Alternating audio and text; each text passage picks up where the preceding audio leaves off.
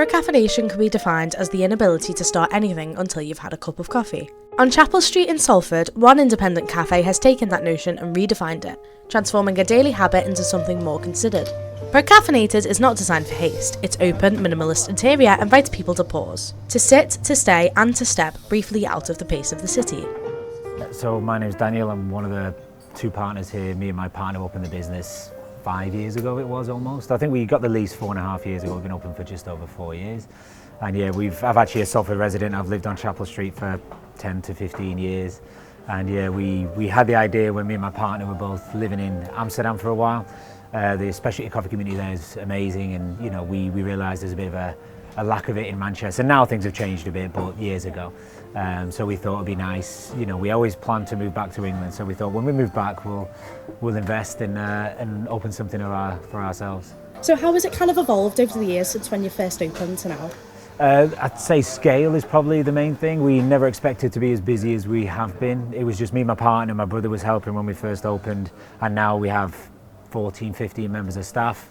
So obviously, yeah, I think it's just more scale. You know, we do way more than we ever expected. We've had to upgrade all our equipment, machinery, you know, our systems, just to be able to cope with the demand, which is a good problem to have. But at our core, we're the same, still great coffee, great brunch, baked everything in-house. So was that part of you living on Chapel Street for so long, was part of you choosing it as your location to start here then? Yeah. I knew the area well. I thought this would be a good spot. You know, the city centre's saturated really, there's a lot going on. This is a really up and coming area. Originally when I lived on Chapel Street, it was the other side of town, the other side of Chapel Street towards the city centre side. But I've seen how everything's expanded, and you know, we've kind of gradually moved out as well. So now I also live on this side of Chapel Street.